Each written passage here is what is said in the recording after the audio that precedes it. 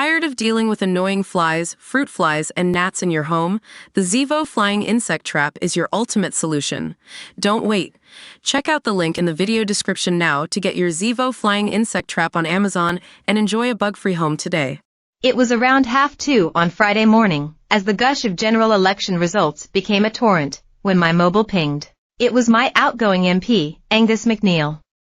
Though the Western Isles count had hours to go, a little plane had yet to make the dash to collect votes from Uist and Barra. He confided bluntly he had lost.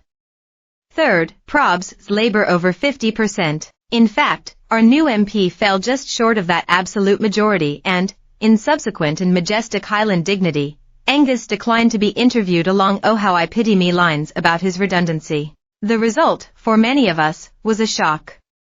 Angus had dominated the ground war. Many local SNP stalwarts publicly rooted for his run as an independent, and he had so wiped the floor at several debates that his chief opponent declined to do any more of them. But when the political tide turns remorselessly against you, naught availeth, and the wider stats of the night suggest that, even had MacNeil remained the official SNP candidate, it would not have saved him. Chipper, upbeat and rather enjoying relief from the exhausting, largely thankless job of representing a huge Highlands and Islands constituency, Angus MacNeil will be okay. Still only 52, he is young enough to enjoy, say, a career in Gaelic broadcasting or even resume his pre-2005 career as a teacher. But, amidst the excitement of a new government and the colourful cohorts of the recast opposition, it is too easy to overlook the quiet human tragedy of Friday morning. Hundreds of MPs lost their seats. Each employed 2 or 3 staff who, likewise, find themselves suddenly jobless.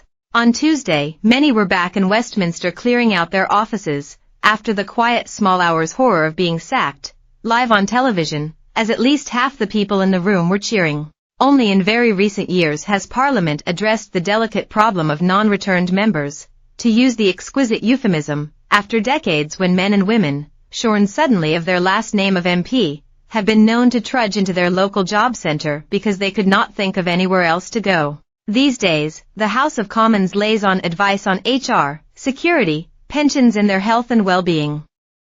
They and their staff have 12 months of access to a support service offering counselling and financial advice.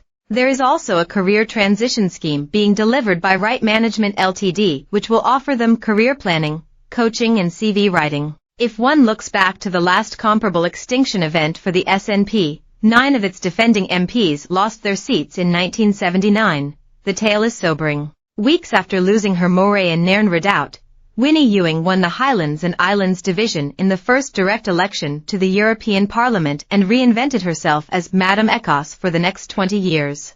Andrew Welsh and Margaret Ewing, as by then she was, wrested their return to the Commons in 1987 and, in 1999, George Reid ended 2 decades in political exile by winning a regional list seat in the new Scottish Parliament.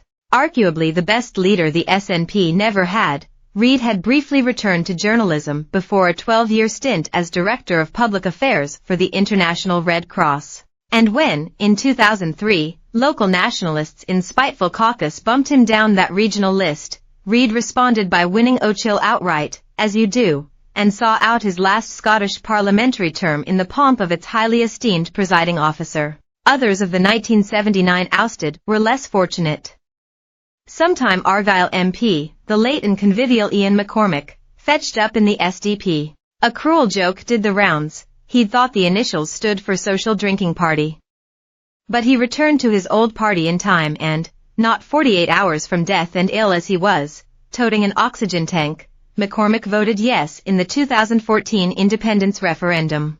Another of that 1979 contingent, ex-Galloway MP George Thompson, was a decade later ordained as a Catholic priest and is remembered fondly in his assorted parishes. Much of the glee locally surrounding the ousting of Angus MacNeil and, indeed, the crowing elsewhere as this or that Member of Parliament bit the dust, I found almost as disquieting as those new MPs who overturned Labour incumbents on the cause of Gaza.